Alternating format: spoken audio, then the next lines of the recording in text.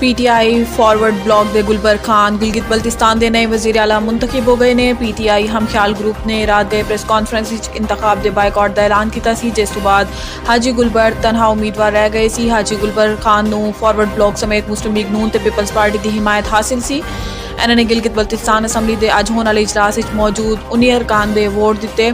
ख्याल रवे कि साबिक वजीर आला खालिद खुर्शीद की जारी डिग्री केस की नाअहली तो बाद गिलगित बल्तिस्तान असैम्बली के अरकान की तादाद 32 रह गई सी। वाजे रहे कि चीफ कोर्ट के 3 रुकनी बेंच ने जारी डिग्री केस वजीर आला जीबी खालिद खुर्शीद नू नाअहल करार दे दिता सी, जिस तो बाद नए वजीर आला लई पाकिस्तान तहरीक इंसाफ की जानिब तो राजा आजम, नून लीग की जानिब तो इंजीनियर मुहम्मद अनवर के अलावा अमजद एडवोकेट ने वजीर आला के इंतखाबात लई कागजात नामजदगी जमा करवाए सी।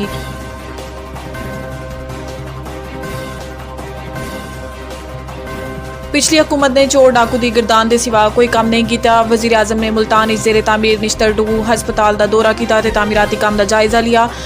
हुकाम की जानिब तो शहबाज शरीफ को मनसूबे ते ब्रीफिंग भी दी गई। इस मौके पर वजीर आजम का कहना है कि गुज़िश्ता हुकूमत ने हस्पतालों फंड जारी ना करन ते बर्बादी की। गुज़िश्ता 4 साल शदीद गफलत बरती गई, जिसकी जितनी मुजम्मत की जाए कम है। दुख इंसानियत इस इंतजार हैगी सी कि अस्पताल मुकम्मल होंदे पीटीआई हुकूमत इंतकामी सियासत की वजह तो इंसानी खिदमत नू रोका गया। अवामी मफादात के मनसूबा ते सियासत नहीं होनी चाहिए। इन्होंने कहा है कि निश्तर अस्पताल के अमले खराज तहसीन पेश करना चाहता वा। दसिया गया है कि मशीनरी काफ़ी हद तक बाहर तो आ चुकी है।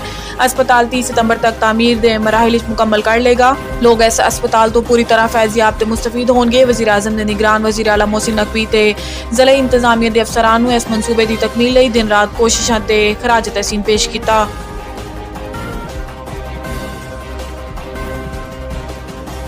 इंटरबैंक के ओपन मार्केट डॉलर मजीद सस्ता। स्टॉक मार्केट भी तेजी। कारोबारी हफ्ते के चौथे रोज़ इंटरबैंक डॉलर की कीमत ₹2.38 की कमी वेखी गई, जिस तो बाद इंटरबैंक अमरीकी करंसी ₹275.10 ते ट्रेड कर रही है। याद रहे कि गुज़िश्ता रोज़ कारोबारी दिन के अख्ताम से इंटरबैंक डॉलर ₹277.48 ते बंद होया सी।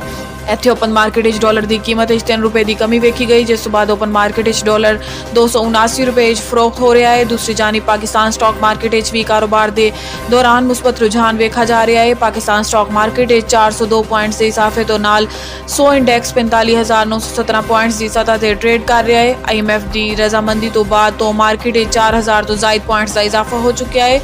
शेयर्स की मालियत ईद तो बाद तो ₹600 अरब का इजाफा रिकॉर्ड किया गया।